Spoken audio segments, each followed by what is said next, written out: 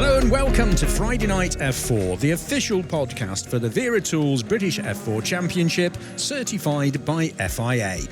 You join us this week in Norfolk at Snetterton, a former World War II airfield where a lap of just under 3 miles is one of the most complex and challenging on the UK racing calendar.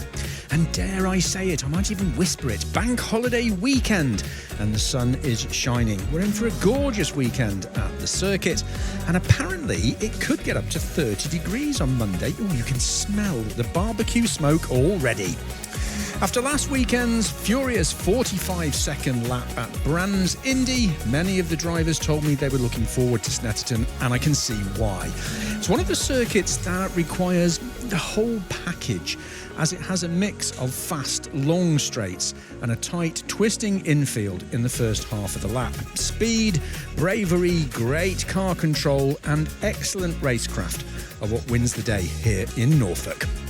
And not far from here, about 18 miles in fact, on the outskirts of Norwich, on the edge of a remarkable housing estate, is Rug Drive. It might be Rug Drive in Eton, a classic mix of houses and bungalows that date back to the building boom of the 1960s. Halfway down is a 2-bedroomed bungalow that back in 1981 housed an eager young Formula Ford racer at the start of what was to become an incredible career. Yep, you've guessed it. That was the home of Ayrton Senna. And with the British F4 Championship providing the first rung on the ladder to Formula One, who knows whether any of the class of 2026 are on their way to the top of the world of motorsport.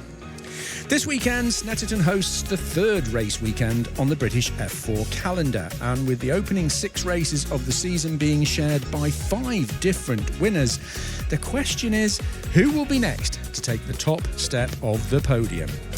Our weekend in Norfolk for the first part of a double header that will continue at the home of British motorsport, Silverstone, next weekend, which means 6 races across 7 days could be critical in the battle for the championship. Without doubt, on a high, rolling into Snetterton is Dries van Langendonk at Rodin Motorsport, who continues to claim top billing. A superb second win of the season last time out at Brands Hatch was glorious to watch. It was really something special. The rain provided the early challenge, and with a slowly drying track in race 3, the Belgian slipped into the pits to move from wet to slick tyres and then delivered an overtaking masterclass as he carved his way through the field in under 8 minutes to ultimately take the checkered flag. Which means he comes into the weekend with a 23-point advantage over Ethan Jeff Hall, who continued his fine start to the year by also standing on the top step of the podium at Brands. Tommy Harfield kick-started his championship challenge with a very good drive to earn a podium and move up to third, narrowly ahead of Scott Kim Lindblom and Joseph Smith. 6th place Theo Palmer will be looking to add to his solitary podium this season, while Kit Belofsky and Jarrett Clark will each have a spring in their step, I'm sure, after they enjoyed success at Brands Hatch, with Clark notably taking the reverse grid win. And we'll hear from Kit and Jarrett later in this podcast, along with a man who can almost hop over a fence to get to the circuit, Mark Salmon, team principal for locally based Virtuosi Racing. Completing the top 10 as it stands is Adam Al-Azari, who was a double pole sitter and podium finisher last time out, and the impressive Lewis Wherrell and Timo Youngling, who continue to push in the Rookie Cup. We'll hear more from Lewis later as well. Of course, the list of watchables goes well beyond just the top 10. Ethan Lennon, Cole Hewitson, Jabba Al-Sabah and Cash Felber all banked valuable points at Brands and will be hungry for more this weekend. Meanwhile, over at Fortec Motorsports, there were career best results for Chiara Battig and Ethan Carney, while the Argenti Motorsport trio of Leon Hedfers, Sun Anji and Vegard Clementson have continued to see improvements. Over at Chris Dittmann Racing, Piotr Orzechowski returns to the championship, which once again sees a packed grid for rounds 7, 8 and 9. Coming up on Friday Night F4. Another packed podcast this evening, so don't go away as we welcome back Piotr Orzechowski at Chris Dittmann Racing. Virtuosi team principal Mark Salmon joins me with driver Jarrett Clark, who had a good showing last time out. And Championship Manager Eve Lake-Grange updates on all things F4 behind the scenes, and with a look ahead to Silverstone and Zandvoort.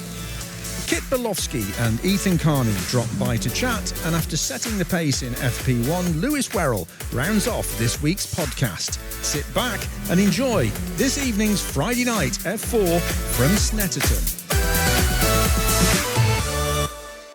We kick off this week with a returning driver, Piotr Orzechowski, who jumps into a seat at Chris Dittmann Racing. He's keen to get back on track, and as you'll hear, I even learned some Polish. Well, I'm delighted to welcome back, and I hope I'm going to get this right, Piotr Orzechowski? Orzechowski. Close enough. Orzechowski, right. Yeah. I remember that. Either way, really good to see you back here at Snetterton, back with Chris Dittmann Racing. Yep. Pleased to be back. Yeah, 100%. I was really missing it. Just watching Brands Hatch, it was just, I just couldn't wait to be back. So yeah, no, really good. Yeah. So you were watching that. Were you at the circuit, or were you watching it on TV? On YouTube. On YouTube. Okay. Yeah. So, how do you think you would have done at Brands Hatch? Because the conditions were changeable and tricky, as I'm sure you'd have watched. But how do you think you would have done? Do you like Brands? I think I prefer the Indy circuit, which is, I know it's like quite unusual because everyone likes the GP. But no, I mean, especially the last race with the gamble onto slicks, it was so much going on. I think we probably would have, because I was speaking about this with my parents. I think I would have gone slicks as well, which was the right call. But I mean, so much was going on. So So you were watching the race back at home with your parents. Yep. At home is where? Poland. Poland. Whereabouts? Fortec-Nalder, so it's on the border with Germany. Ah, right. Okay. Yep. So you're on that one side. Yes. Okay, Yep. fine. What's home like? I mean, do you live in the countryside? Do you live in the town, or what's it like? It's like kind of a village kind of thing. I mean, no, I guess we're surrounded by nature. We've got like one of the biggest rivers going by, so it's pretty nice. And living on the border with Germany means like when we're traveling here, we don't have to travel through the whole of Poland as well, which is quite good. Yeah, that's not so bad. So, I mean, you race in the UK, but you would ordinarily hop back home in between. Yes, yeah. So you're back this weekend. How does the rest of the season look for you at the moment? So I won't be here for Silverstone and Zandvoort. It's to do with my exams and stuff. Right. Because, I had some brands because I guess it was the main part of my exams. So I've got a couple more exams left. So, I'm sadly going to have to miss out on them rounds. But, for the rest, I'll be here. So it should be good. Let's just get the exams bit out of the way, because obviously a lot of the drivers are going through the same thing at the moment. Is this the equivalent of GCSEs that you're doing in Poland? It's between GCSE and A-levels, something in between that. Okay, and what are your best subjects? Oh, man. I guess English, right? Because I'd go with that. I just speak English here. I was born in England, so that's, natural for me. Polish, I guess, quite good. Definitely not maths. I'm so bad at maths. Oh, really? Okay. Not looking forward to that one. No, I've had my exam from maths. I think it went pretty well. I would give myself a pass. So If you were marking your own paper. 100%. Okay. Let's see what the other people think. But we'll keep off. When do you get your results? It's like in a month or two. Okay. I think, something like that. So quite long we'll time. keep our fingers crossed. So, Peter, just remind us, because we have spoken before, how you come to F4. So I started rental karting when I was 13, so very late compared to all the other drivers. Then I think like half a year later, I went into like the professional karting scene in Poland. I did that for a couple years. I did some international stuff in Italy, and then we did the Rock Cup Super Final in Italy as well. Last year I got the opportunity to do 3 rounds. We did Donington, Silverstone and Brands, which was, a good learning curve for us, preparing for this season. And now we're here doing nearly the whole campaign. Yeah, absolutely. And I can tell that you're really looking forward to getting stuck in as well. Do you like Snetterton? Do you know Snetterton very well? I've done a bit of testing here. It's a very technical circuit. You need to really get the lap together to like, get a good time in. Just like a couple of mistakes and like the time can be so far off. It's looking very warm this weekend, so it's going to be a bit of tyre management as well, I'm pretty sure, for the races, so that'll be quite important. But no, I'm really looking forward to it. Yeah, absolutely. The temperature is, the weather forecast is suggesting it could be heading for 30 degrees, which means track temperature is high, and you've already mentioned that it's hard on tyres around here because you've got the fast straights and then these really twisting infield, haven't you? I mean, have you had that conversation about tyre degradation already with the team? Yes, we have been discussing that. I mean, the third sector is, it kills the tyres quite a lot because you've got turn 11, which is just a long, fast right-hander, which is just stress on the left-hand side. So, yeah, I mean, we're definitely going to have to manage the tyres, I'm pretty sure. And maybe, like backing out somewhere, trying to not be in the hot air behind other cars. Yeah, of course. That's going to be a critical factor as well, isn't it? So when you're not in a race car, back at home in Poland with your friends, what do you do? Well, I don't know, I guess hang out. Just do what everybody your age does. Yeah, I guess, obviously sim, physical training. I mean, every driver has to do that. So we're prepared for like weather like this when you're strapped in the car with all the the fireproofs. It gets quite hot, so you have to be prepared. So this might be a very naive question, but is hanging out with your friends in Poland the same as it is over here? Do you do the same things? Is it like going to the cinema? Is it going to shopping? Is it whatever it is you do? I mean, is it the same or is it different because of where you live? I mean, I guess it's quite similar, but because like where we live, it's like a village, so we don't even have a cinema. Okay. So I guess we're quite limited on that factor. But sometimes we travel to a bigger city, like it's 45 minutes away by train. So it's not bad. The biggest city being for you, the closest one is Gorzów. Gorzów, okay. Yeah. So how far are you from Warsaw, from Warszawa? Oh man, like 700 kilometers. Oh right. No, like 500-ish. Are you doing geography exam? Because no. I overshot, man. I overshot quite a bit. So, I mean, did you go up to Warsaw, to Warszawa very much? We did karting there. There was a round there, so it was like 4.5 hour, 5 hour drive. I mean, occasionally, but not on a regular basis. There's two places that I used to go to in a previous incarnation. Warszawa was one, and Bydgoszcz was the other, which is lovely. Yeah. Just on the train up there, it was snowing, and there's no lights on in the station. So the person who was meeting me had to wave a torch to let me know I was coming into the station to get off. Absolutely brilliant. So. Culturally, I mean, you know England very well. You're born here. But what are the big differences that you notice between Poland and the UK? The food. Everybody, the Americans all gave me a really hard time over the food over here. For better or for worse? Oh, I mean, it's just so heavy. The food, it like fills you up so much. Like, for me at least, when we used to do karting in Italy, you went out. Like, you had a normal dinner, but you weren't, like so full after, and you could, walk around. Here, when you, like, had dinner, you're just so full, you don't want to do anything. You just want to go to bed.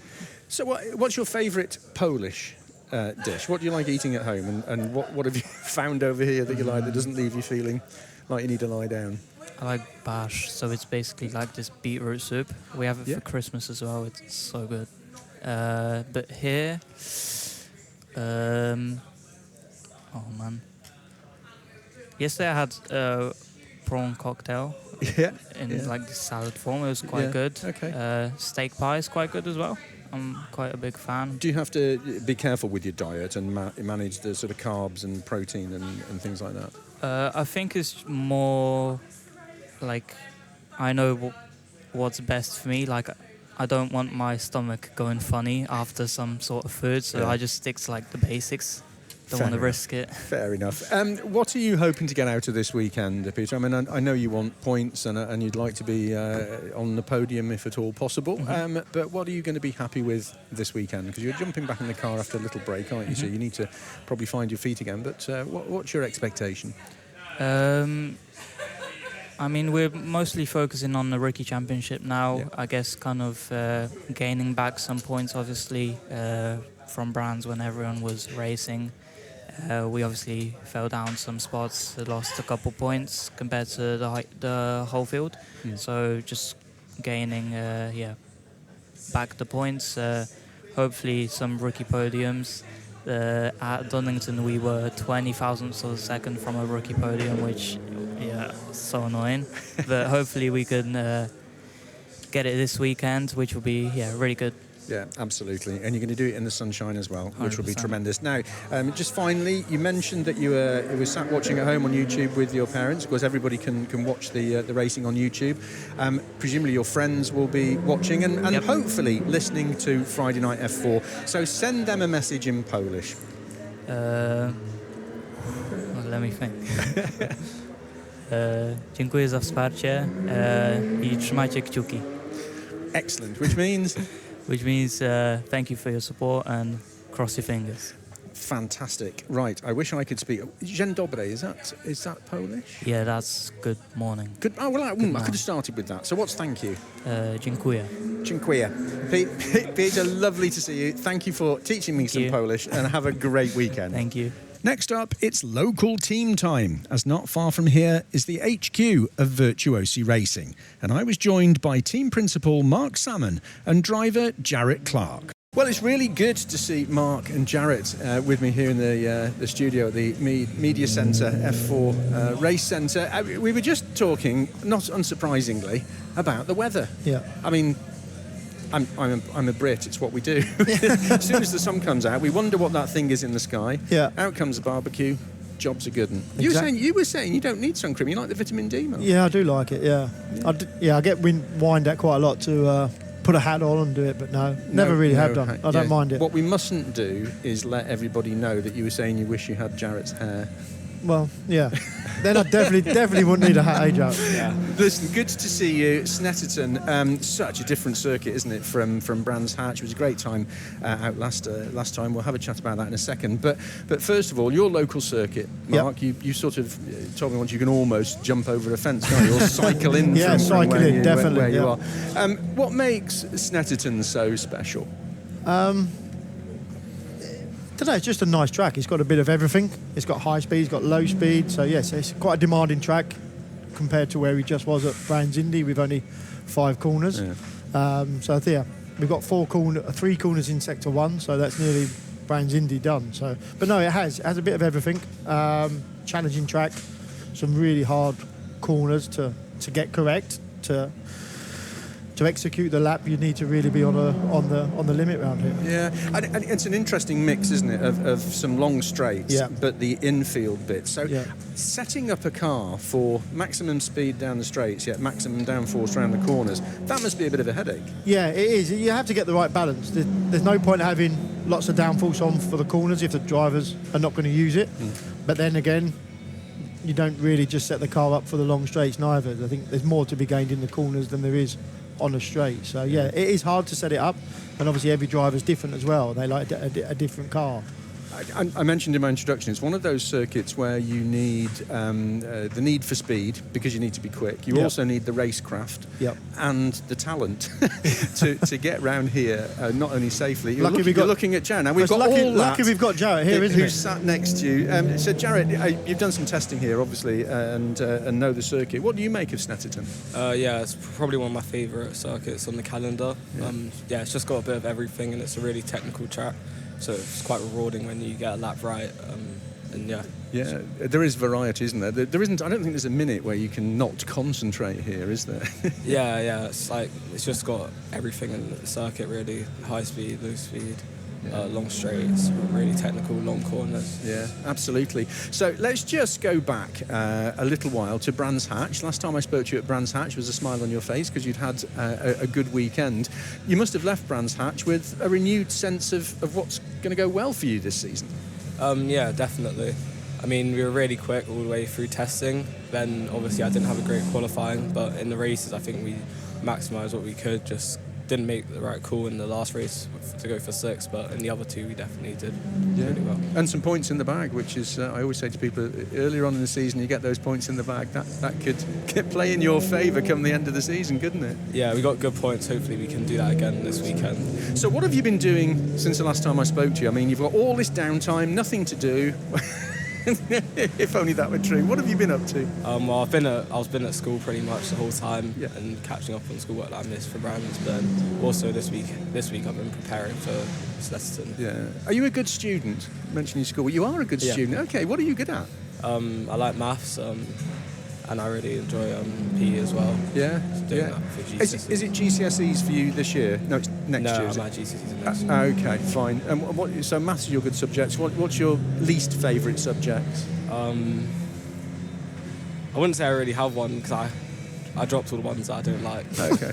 Like what? What would you... I don't really enjoy physics. Oh right. Okay. Yeah. Wait, maths and physics sort of go together, I know, don't they? but just never really enjoyed it, to be honest. Physics and engineering and a race car. That's a good match, though, isn't it? But the maths. I mean, are you analytical in that respect? Is that how your mind works? You analyse stuff? Yeah, I'd say so. Yeah, and including your own driving. You look back at the data and maybe then go onto the sim and put those two things together. How much time do you spend thinking about that? I mean, all the time, I guess. Yeah, I'm usually thinking about like racing just in general. I love looking at the data. Yeah. And how much you learn from it. Yeah, absolutely. So if you're not on a sim, you're not looking at data and not thinking about schoolwork and driving a race car.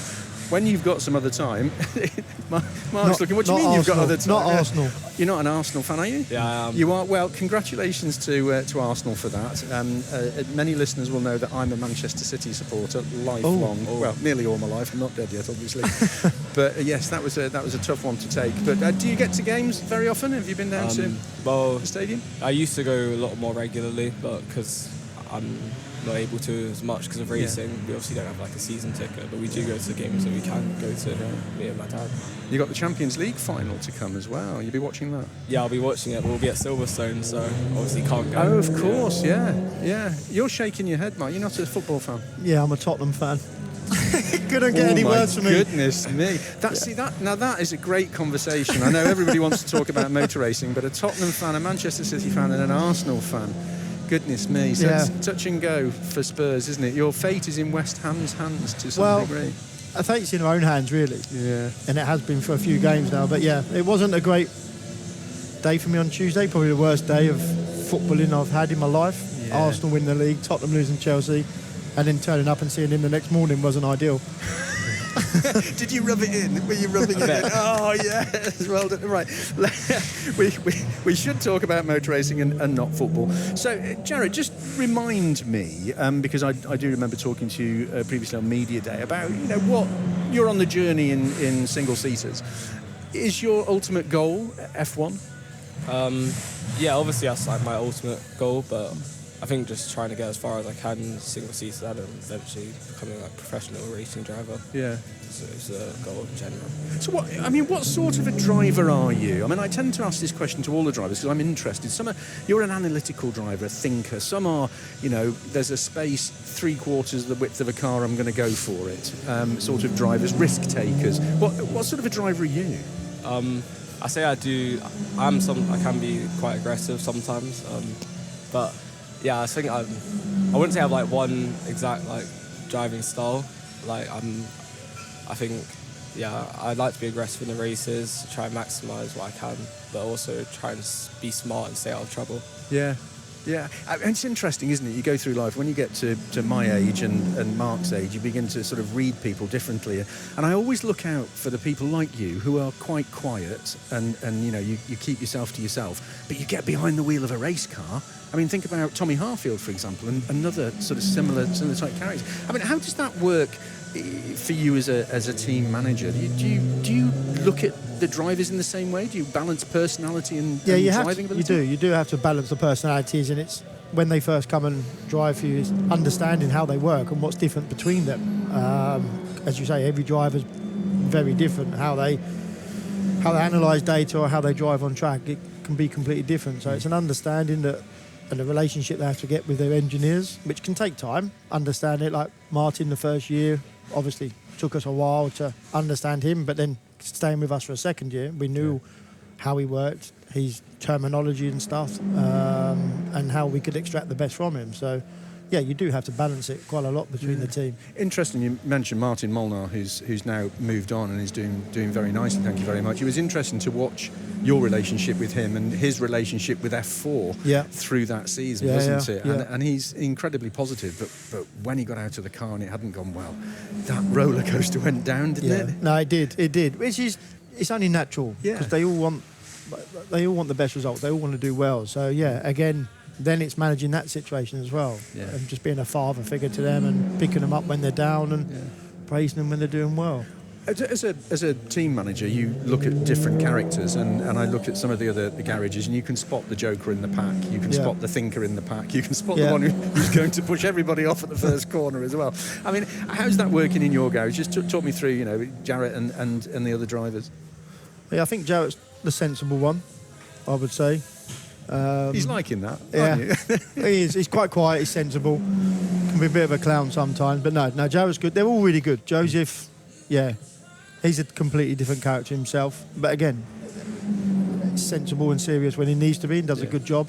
And then George as well. They've all just got their own personalities, and they're all working so well together. They all get along really well. It's a really nice atmosphere within the team at the moment.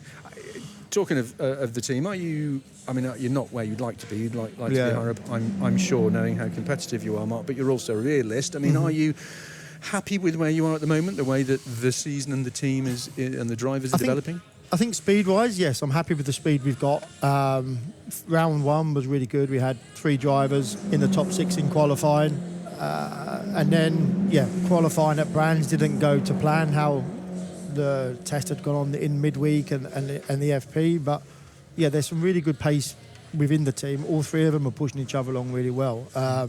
We just need to sort of convert this speed we've got into good point scoring consistently with all 3 of them.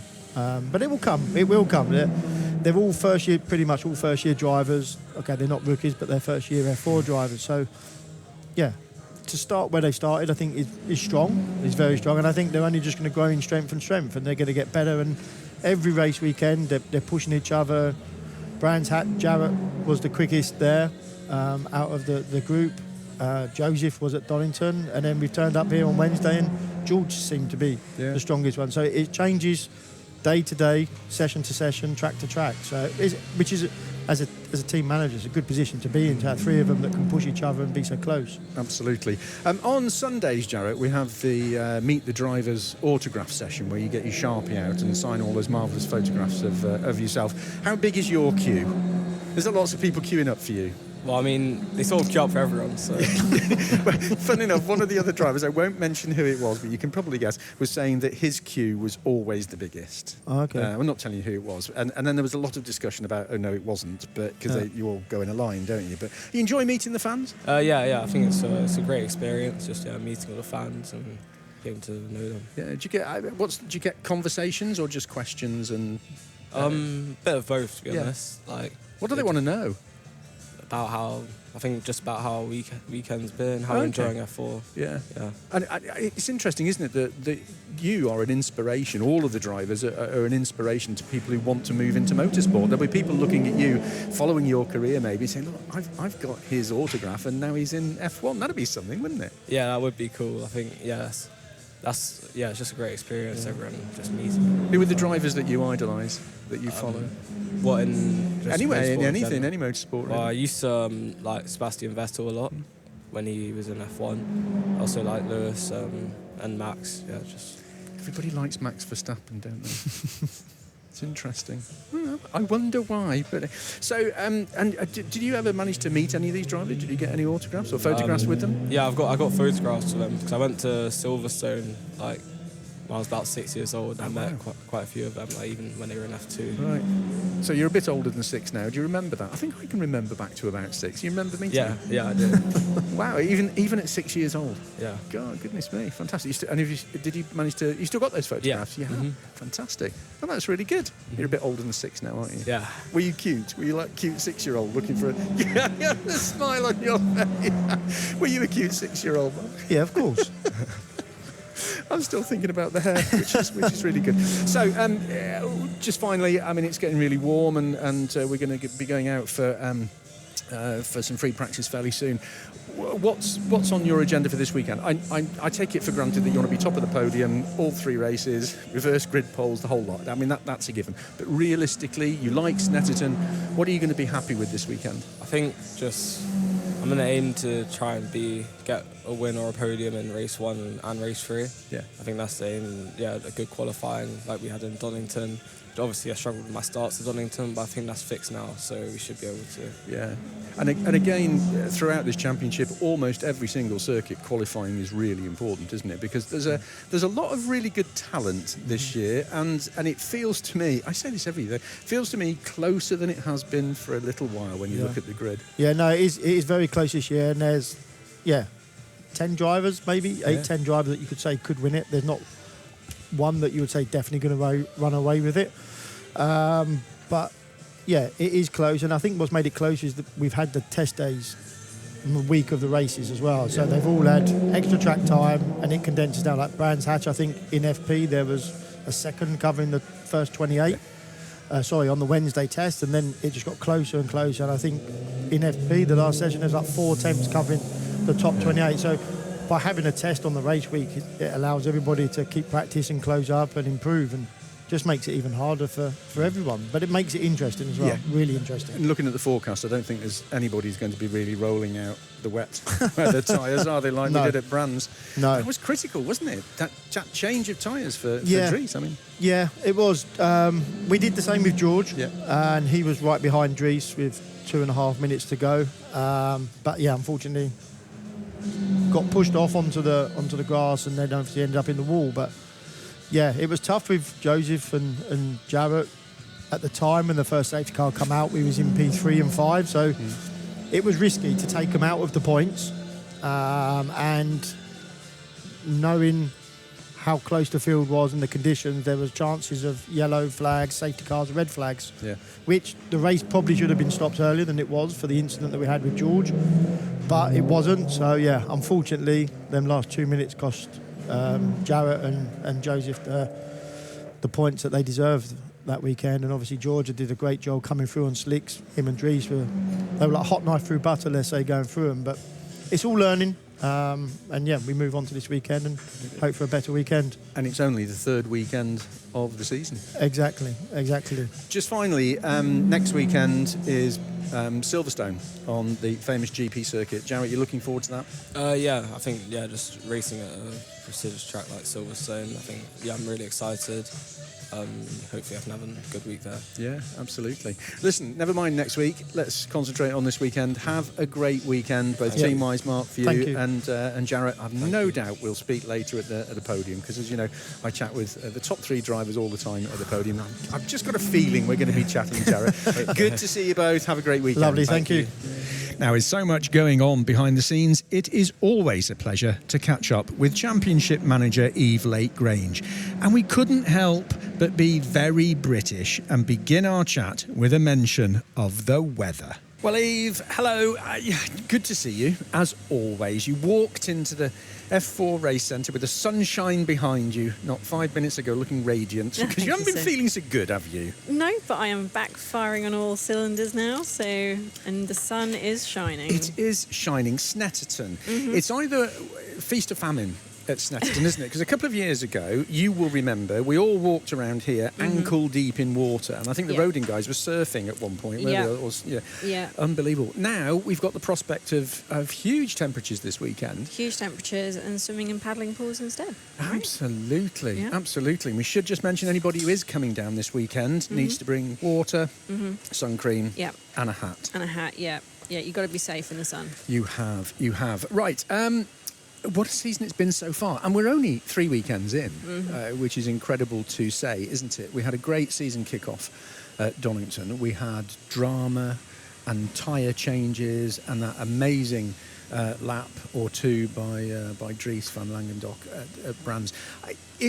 It feels this season as if we're getting really excited really early on, which is great, isn't it? It really is. I mean, you say we're only 3 rounds in. It does feel feel longer. But yeah, it's been so exciting, and I think having more cars, doing the split qualifying at Brands, that was obviously a new experience for us, and it's just been.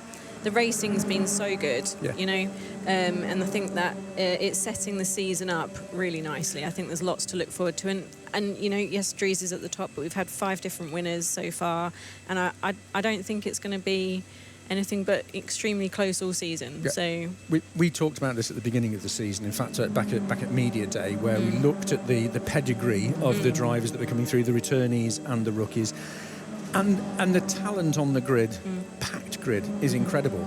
But the difference between front and back is they're getting closer and closer and closer, aren't they? There isn't anybody here who doesn't deserve to be here.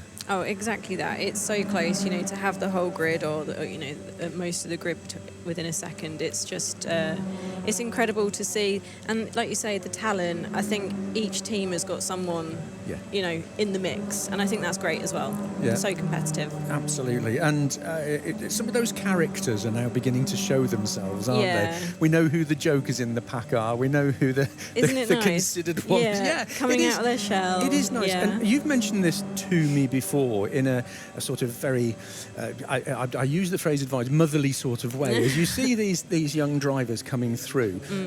But isn't it a privilege to see them so close up and see them develop as people and grow throughout the season? Oh, it really is. And I think that's one of the things that, me particularly I love about my job is you're getting them at the age where they are really sort of making that transition into sort of, grown-ups, but they have such maturity and such...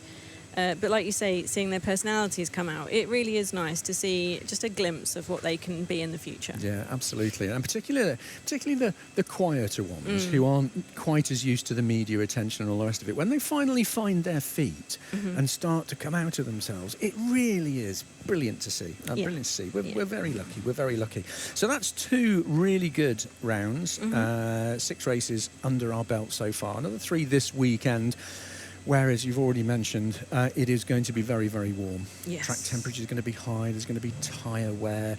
And it's going to demand physical concentration. Do you know what I mean? It's not just thinking about how you race. It's how they treat their bodies and things in the car. It's going to be interesting, isn't it? I think that will just add another element to it, Yeah. So lots has gone on behind the scenes, some of which you can tell me, some of which you can't. A couple of things we ought to just touch on. Obviously, next weekend, very exciting, we're going to Silverstone. We are. We're heading straight to Silverstone to do our meeting on the GP circuit, which is exciting. I think what's different this year is we are doing the BRDC International Trophy Round. So that's pretty exciting. And I don't know if anyone's really sort of mentioned what that is so far. Please tell us. Please tell us. So it's something that is sort of being brought back by Silverstone. It has been, I think, around, I want to say, don't quote me, but I think around since like the 1940s. Sounds and right. You've got massive names, like Jim Clark, Graham Hill, James Hunt. I think again, that's me reeling it off with some confidence. But it's got some greats from back in the day when it was, and this is kind of like bringing it back. So I think for our drivers particularly, it's going to be really nice to sort of be leading that, and for them to be, I guess to sort of see the heritage behind it. And to do it at Silverstone as well, obviously the home of British racing. So yeah, I just think it's going to put a bit of a twist on a normal race weekend. It is, and all the drivers I've spoken to so far are very much looking forward to that, because it is, as you say, an iconic, historic circuit to drive around, and also that history, that legacy, sits there quite nicely and puts British F4 in that conversation, doesn't it? Which is nice. Yes, it really does. And I think that, very much where we deserve to be. So I think that's great. Absolutely. Let's just also touch on the next big adventure, which is going across the channel to Zandvoort. Yes. That's going to be another fantastic weekend coming up. Yes, we do love our visit to Zandvoort. The Summer Trophy, they put on a really good show there. There's a good mix of other championships on there, and I think, for the next round, and then obviously on to Zandvoort, we've got some new names joining us. I can't give away too much, but I think we're going to see 32 cars out, which will be our biggest grid so far, I believe. It will. Yeah. So yeah, just a lot to look forward to, but it's all going to be over in the blink of an eye. Honestly, the summer just seems so close now, and I can't believe that we're nearly in June. Absolutely. And if we could take some of this weather to Zandvoort, because a lot of people will know that Zandvoort, of course, is right on the coast, on the beach pretty much. Yes. That'd be great. Wouldn't it? I don't think I've done a fully sunny one yet. So I think it's due. It's due. Absolutely. If anybody's listening over in Zandvoort, please could you organise good weather yes, please. For Eve? That would be really good. Thank you. Now, this weekend we've got a full grid. Piotr Orzechowski told me how to pronounce it and I've forgotten already. That sounds about right. Is back with Chris Dittmann Racing. Yeah. Lewis Wherrell topped the times in FP1, looking very confident after a good Brands Hatch. All of the drivers seem to love Snetterton because it's so varied a circuit, and you can see it. It's going to be a great weekend for the fans, isn't it? Oh, absolutely. I think they'll put on a good show for sure. Absolutely. So what else is going on? Anything you can tell us about? I mean, there's loads going on, but you always tease us with it. Well, I can't tell you about that now. And I think, okay, but what else is happening? Anything good? Is everything going well behind the scenes? I mean, it's an well-oiled machine, isn't it? You'd like to think so by now. Have I got anything that I could do as a teaser? I don't think so. I think I've just had them. But I mean, yes, it is all going well. I think it's nice to be part of something, and it kind of feels new just because of the fact we've got more cars. So it's added elements of stuff that we've not really had to worry about before. But it's definitely made it more interesting for the whole team, to be honest. It's nice to keep us busy, keep us on our toes. So yeah, we like the challenge. I was watching the cars go out this morning for FP1, and I was reminded of something that you said back at Media Day, or the first round of the season, that you watch them going out and they just keep coming and keep coming and keep coming because there's so many on the grid, and it's just good to see, isn't it? It is. It's so nice to see, and it was the same I guess because obviously at Brands Indy it was just watching them drive through the pit lane. You just think, gosh. And it's amazing because I suppose we've had grids of 25, I think 27 once at Thruxton, but it's just amazing how much difference that extra few make. So yeah, it's great to see. I'm really happy with it. It is. And just finally, we always try to mention that fans can keep up with the racing across the weekend because of the F4 YouTube channel. Yes, we are. Race 1, 2 and 3 are all live streamed on our YouTube. And any fans who are here in the sunshine, obviously we have our autograph session and stuff on the Sunday. So yeah, have you signed any yet? No, but you know what? I actually had someone ask me at Brands Hatch Indy. They asked me for a selfie because I was the person. Honestly.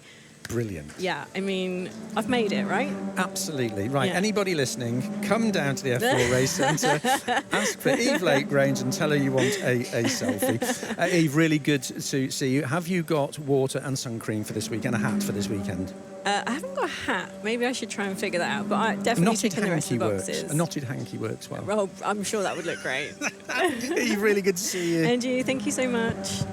Driver Kit Belofsky is continuing to settle into his seat at Fortec, looking for improvements at every round. Let's hear his thoughts ahead of the weekend's racing and for a sneaky insight into his approach to signing autographs. Well, Kit, good to see you. It's nice and warm here at Snetterton, isn't it? Yeah, it's very warm. You've just climbed out of the car after a free practice session. We'll talk about that in a second. How warm is it in the car out here? I mean, I think the track temperature is 26, 27 degrees, and the air temperature is sort of in the early 20s. Is it stifling in the car? It's pretty hot. It's just, you don't really feel it when you're in the car. It's just when you're on the way to it and when you're like out of the car and finish the session, that's when you kind of feel it a bit.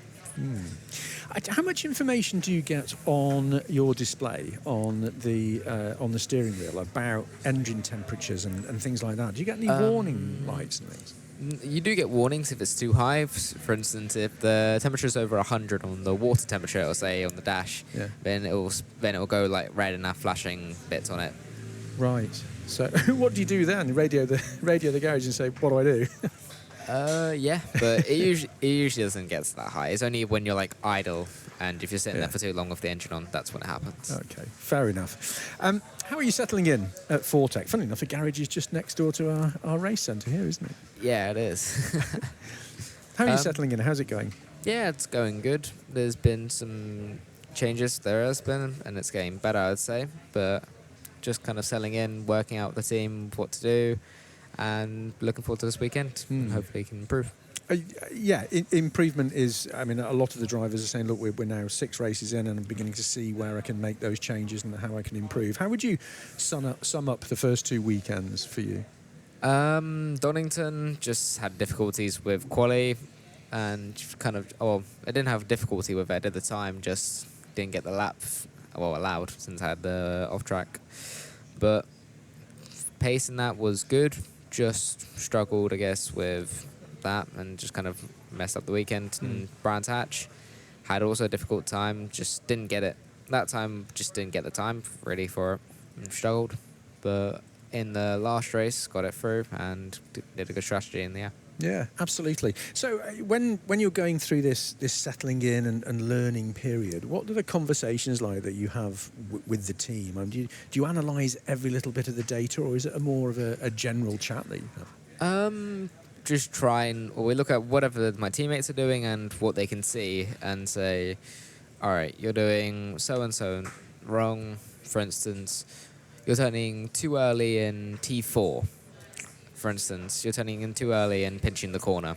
For instance, that, and you're not giving enough straight line braking. Yeah. As an example. There's nowhere to hide with all the telemetry, is there?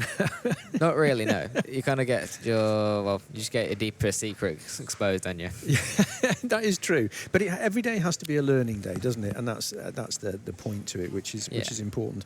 So you've just come back, as I mentioned, from free practice 1. Very warm here. A little bit of a breeze as well. How did that session go? It went all right. Well, the reason why I just wasn't really far up in the standings, only went with half a set at the start. Okay. So everyone, I think, did 2 sets in that. Only did half a set in that. So that's why I didn't really get the time up there. But comparing with teammates and with the tie of what I had, wasn't bad. There's still some bits in that I can improve and put together better and just, putting it all together and making the right place. But yeah, it wasn't bad. It's an interesting circuit here at Snetterton. I know many of the drivers like it. Do you like Snetterton? Not really, to be honest. Okay, why? I don't like with some of the bumps and that. It's kind of quite bad. For instance, I don't like Oggy. Okay. Also, let me think. T1's not bad. I like T2. T3's good fun. Just mainly Oggy and the left before that. Also, the last corner. Quorum's quite fun, but just the build-up. So for people who you're talking about T1, T3, I mean, you go down the pit straight, which is quick, and it's a quick turn in, isn't it? And then you've got that really windy section before you go out on the back straight, which means you've got to carry a lot of speed through turn 1 and then be concentrating like heck for that sort of double back on yourself, don't you? Yeah, you do kind of have to just make sure that you're set up and ready for it, but it isn't too bad of that kind of bit. It's just I don't fully, I wouldn't say it doesn't suit me, but just I don't say it's my favourite. Yeah.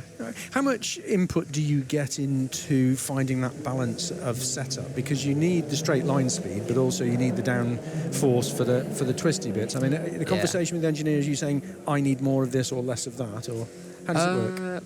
It's usually just, it isn't really about kind of straight line speed and that. It's just about with understeer, oversteer, and what am I feeling with the car through corners and what can be changed. Especially since, the last test here was, the conditions are very, very different, especially. It's very, very different with all the temperature and everything. Yeah, it's going to be a warm one this weekend. So, what have you been up to since Brands Hatch? I know it's not been that long ago, but what's been occupying you away from the racing circuit? Not a lot, to be honest. Just been doing sim, eating healthy and just living life. Eating healthy. That's it seems to be more of a theme with the drivers this year about the American drivers and some of the overseas drivers don't like the British food, or they're struggling to find it, and eating healthy. So food seems to be a focus for this year. How much downtime do you get to sort of do whatever you want to do rather than what you have to do? I get a decent bit, I'd say. I'd say I get a decent bit of downtime between it. Just kind of work out what I want to do. I guess with most days, and some days I do just get a bit of rest days, and mainly it's just conditioning, trying to go better, and It's pretty full on, isn't it? It's just for the racing season, then you can kick back after, I guess, technically. Where are you in the whole schooling education scheme of things? How's that timeline working for you? It's okay. I'm in year 11. Okay. I am in school, so GCSE times and that. Just been... Well, I only do maths and English as a subject, so it still works out pretty well. Yeah. So, are you good at maths and English? Yeah. Come on, fess up. But how much I do, yes. Right, okay. I'm not that bad at maths and English. Yeah. Or maths I'm not bad at all, just when I can be asked to do it, that's when it matters. Fair enough. Well, do your revision, get the exams out of the way, the job's a good one. So you've spoken to me before about, wanting to be in and around motorsport and your ambitions. I often talk to the drivers about whether or not they have a plan B. And what they'd like to do if they couldn't achieve their ultimate goal. Have you thought about that, about what your plan B might be? What if, if I don't get the ideal? Yeah. Either, I guess, you can always go to endurance racing, GTs. It will involve engines and wheels, though, by the sound. Yeah. There's no other thing of what wouldn't be that. Yeah. Okay, well, that's fair enough. But, the ultimate is Formula One? Yeah. Okay. How do you rate your chances? Knowing what you know about yourself, it's always difficult to assess yourself, isn't it? But, you sort of get a sense of what you can achieve. What do you think?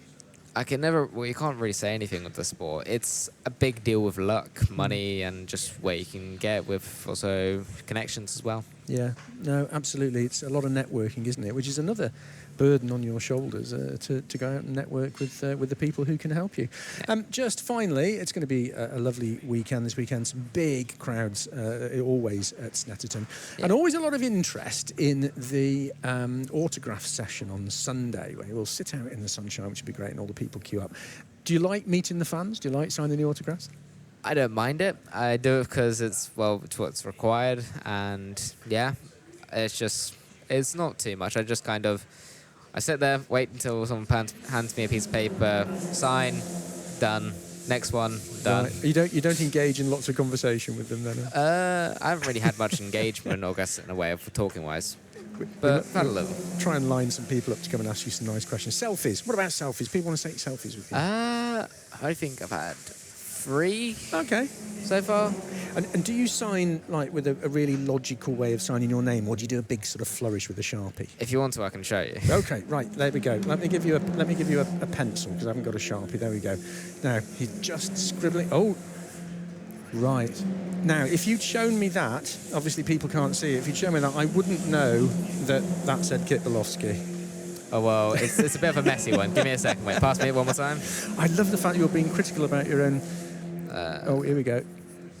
Oh, I can see the K and the... Yeah, okay. That's a bit better. There you go. Now, anybody listening, come down. Do see what you think of Kit's signature, but always remember that it is your opportunity to collect the autographs and get some selfies with drivers who could one day end up in Formula One. Kit, I wish you all the very best for this weekend, and I might just keep that bit of paper now. It might be worth a fortune one day. Maybe. Kit, have a great weekend. Good to see you. You too. Have a good day. Also at Fortec, Ethan Carney is looking forward to racing here in Norfolk, one of his favourite circuits. He popped in early this afternoon. Well, Ethan, good to see you. You've it looks like you've dried off after a very sweaty FP1 session there. It is warm here at Snetterton, isn't it? Yeah, for sure. And it looks like it's going to be quite a hot weekend. So. Yeah, it'll be fun, but also session 1, I was already feeling the heat for sure. Yeah, it's going to be a challenge this weekend. I think the temperature is going to head towards 30 degrees or something, isn't it? Which is Madness for the UK. A bank holiday weekend with the sunshine. So if you weren't driving here at Snetterton this weekend and a sunny bank holiday weekend, what would you be doing and where would you be? I think I'd be playing golf with my dad, to be honest. Oh, right. Are you a good golfer? I mean, I took it up a few months ago just as like something to do when obviously there's some breaks in between racing, and so yeah, I mean, I've been improving. I wouldn't say I'm good yet, but yeah. So you haven't got a handicap? You don't play off a handicap yet? I mean, I'm kind of too scared to like see what my handicap is. Okay. I don't really want to know. What made you take up golf? Lots of drivers and other sports people play golf as a second sport, don't they? I mean, I think it's quite relaxing, and it's also quite mental as well. Like, if you overthink it too much, things can start going wrong. So it's a bit like racing, really, to be fair. So if you weren't a really good racing driver, what other sport would you be good at? I quite like tennis, to be fair. Okay. Do a lot of tennis. And then obviously I've taken up golf as well. Those are kind of the two main ones that I do outside of racing. So two ones I've got the most interest in, really. Yeah, okay. So we're at the third weekend of the season, settling in time. Two very different weekends, Donington, Brands. Brands was, I think my colleague Ben said it was a crazy weekend, wasn't it, with the weather? Sum up your season, your races so far. Yeah, I think round one was kind of a learning weekend because, I mean, we were one of the only ones on the grid who hasn't actually raced single-seaters yet. So kind of getting into it and just understanding, like, you know, because obviously I've raced these tracks before, but not in a single-seater car. So I think that was a learning weekend. We got some good results out of it. I think top 10 in every race, so I was happy with that. And then Brand's a bit trickier. We had good pace in the testing, and then unfortunately in quali we just didn't quite get it right, and I didn't do the best job myself. So I think round there it's kind of a struggle to improve after that. Made a few places in race one, and then race two unfortunately just had some contact with other people which dropped me back. And then there was the race three where Fortec made a great call to go on slicks, which ended up paying off. So yeah, P4 in the end there, which was it was a good way to end like a hard weekend. Yes, and that's the way you've got to look at it, isn't it? For all that effort to come away with something from that weekend where lots of other drivers came away with nothing, through no fault of their own or because of the weather or whatever it was. But yeah, you're right, good call. How important are those calls? When we look back at the end of the season, you say, do you know what made the difference was that brilliant call by the team at Brands? I mean, are those the things that you remember? Yeah, I mean, I think obviously that race was quite memorable. Just I don't think you get races like that very often, to be fair, but yeah, I think just the team making the right call was definitely like super important, and it was important for points as well because we were kind of struggling that weekend, so it was good to get something out of it. Yeah, absolutely. So now, completely different to Brands Hatch. Here we are, sweltering in Norfolk. Do you like Snetterton? I love Snet, to be fair. It's a good track. We missed the Wednesday test because of a GCSE, which is a bit of a shame, but yeah, so just settling in today and getting back because we haven't been here in a few months, so yeah. It's a real tester, Snetterton, isn't it? Because you've got the fast straights, but the intricate infield, which takes some thinking about. Have you got a favourite part of the circuit, a bit where you know that you enjoy it, so you can make up the odd tenth here and there? I mean, I think turn one's a great corner, to be fair, just really fast, and yeah, I mean, the middle sector's quite tricky, like quite twisty, but it's definitely rewarding when you get it right. Yeah, I would agree. And for anybody who's coming down this weekend who hasn't stood on the outside of turn one before, it's a great viewing point because you get a real sense of the speed that you carry through. And as you turn in, you're carrying so much speed through. And if you're unlucky, the back end's just stepping out slightly, isn't it, as you go through that corner? I mean, what's your approach now? How late can you leave braking for that or drop in a gear to go around? Or do you go flat? I mean, you don't drop a gear. It's like a little bit of brake. But, okay. I mean, I think it depends on the day, really. I was told that on Wednesday, apparently, turn one was amazing. And I don't think it's as good today, apparently. But, yeah, it just feels like a little dab of the brake and then just so fast through it.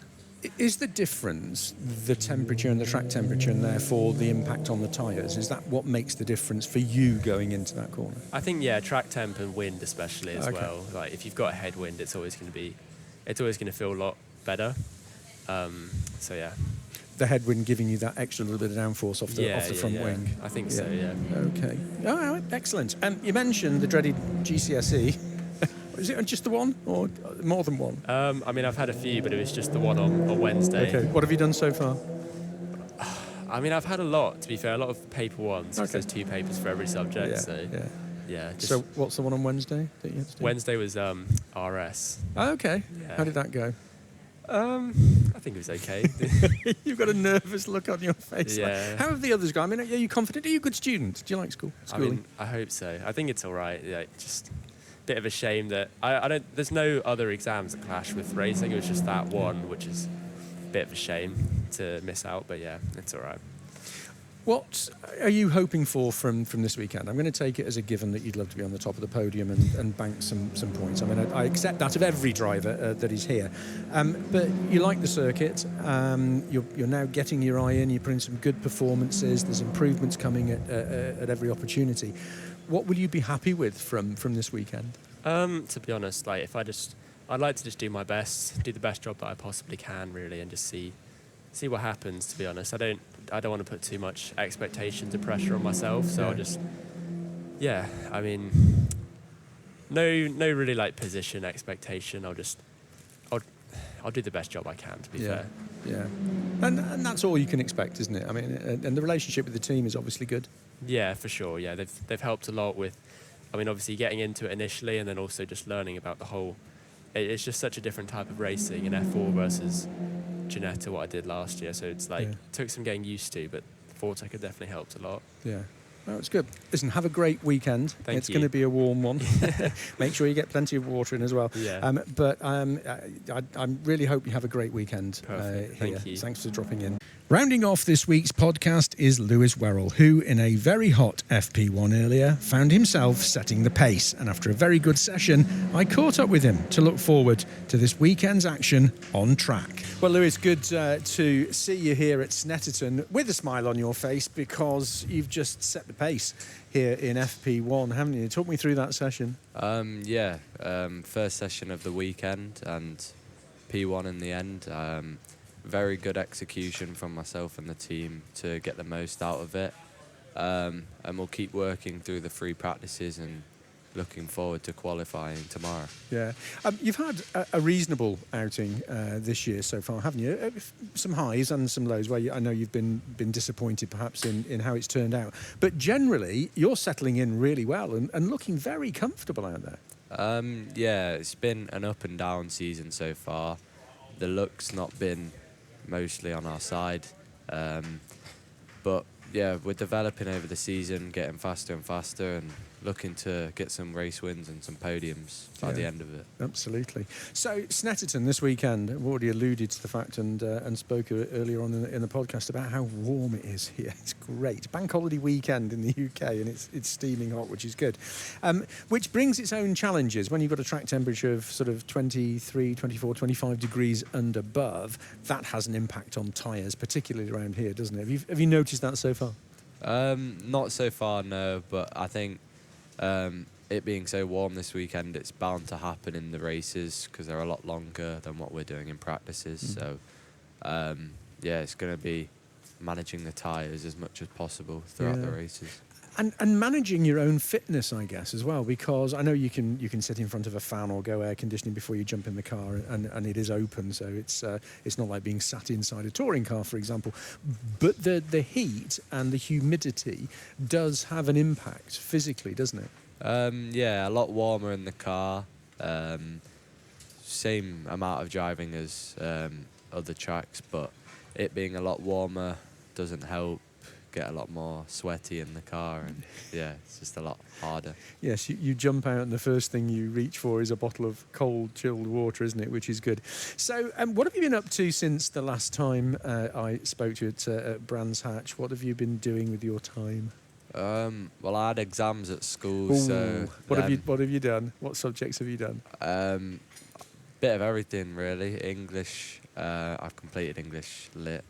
Bit of maths as well, and still a couple more to go. Was your set text of Mice and Men? No. What did you do for your set text in English? Macbeth. The Scottish play, as it's often referred to. Did you enjoy Macbeth? No. It's fantastic. You didn't enjoy Macbeth? Oh well. What's your preferred reading? What do you like reading? I like reading stuff about racing. It's just something I've done since a young age. So, okay. Yeah. And presumably, when you get some downtime, watching not just current racing, but films about racing. Have you seen the F1 movie? A bit of it, not all of it, but Okay. a tiny bit. Right. Is F1 on your agenda?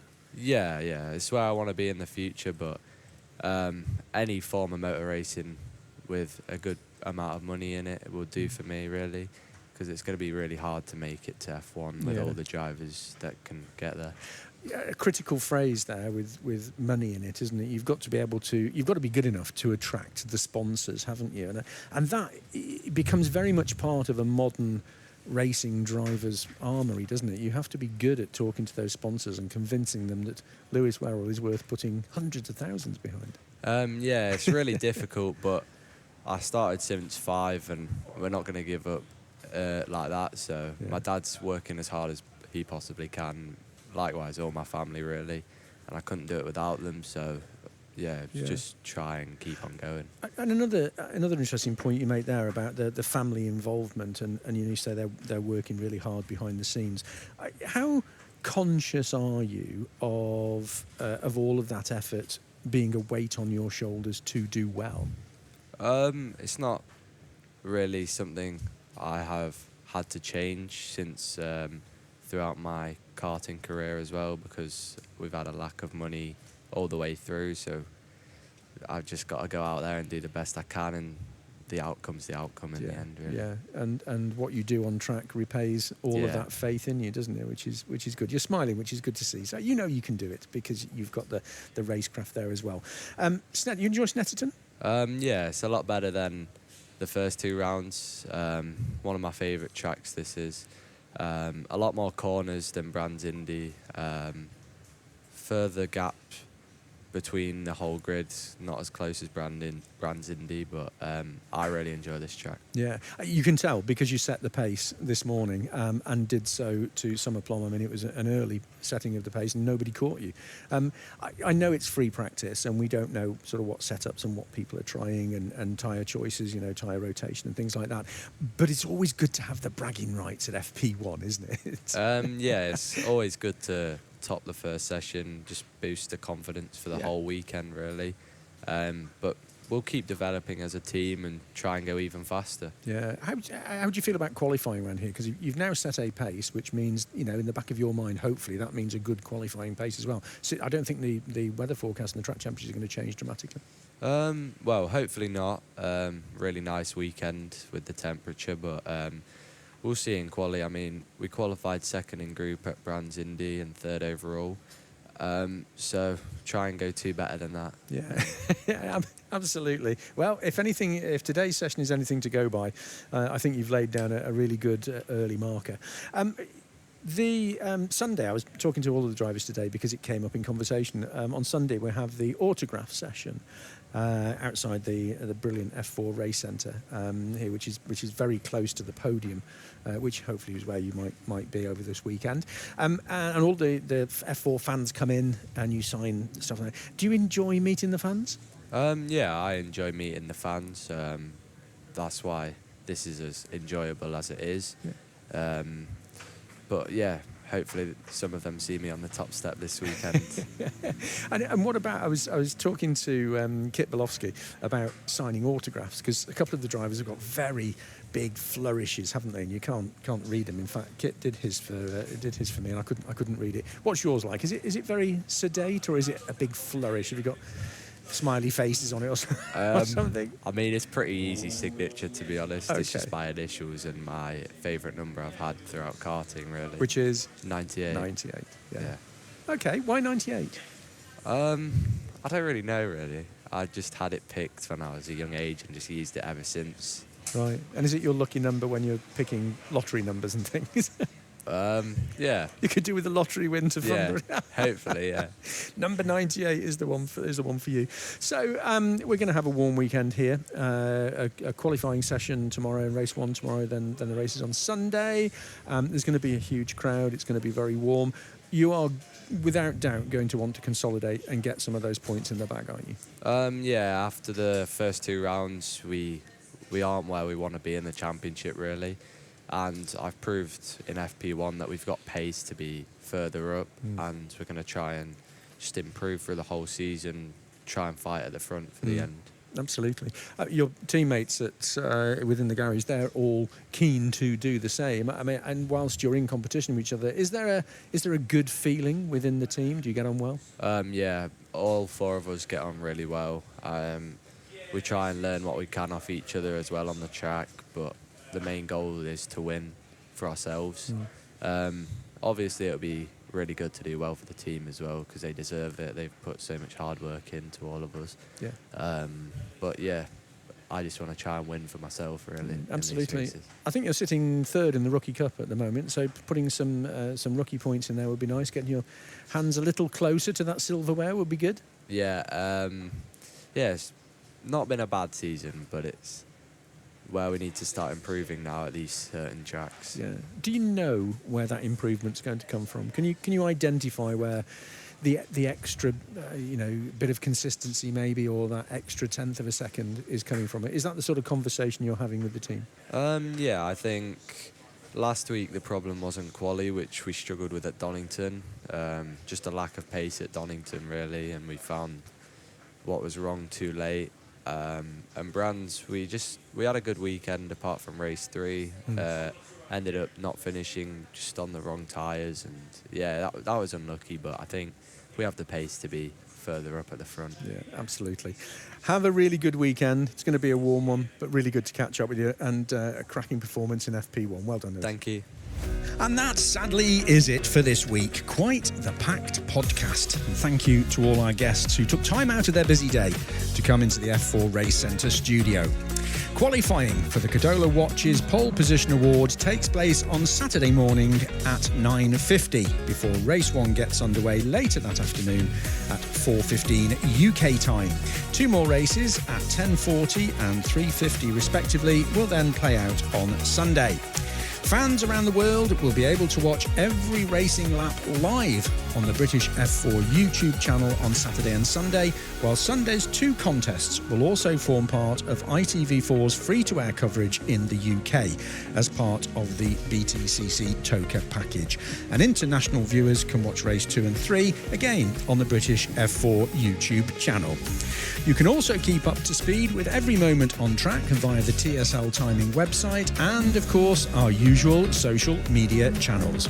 You can hear all the exclusive driver interviews from qualifying and after each race on the audio page of the British F4 website at FIAformula4.com.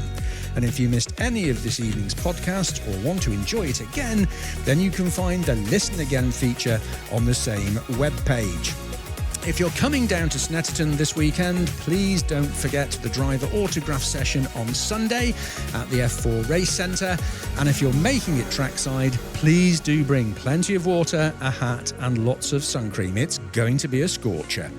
Next weekend, we'll be at Silverstone for the coveted BRDC International Trophy meeting, where a packed 32-car grid will headline the weekend and drivers can enjoy the full Grand Prix circuit. And remember, join us again next week from Silverstone exclusively on Friday Night F4. That's Friday the 29th of May at 6 p.m. UK time.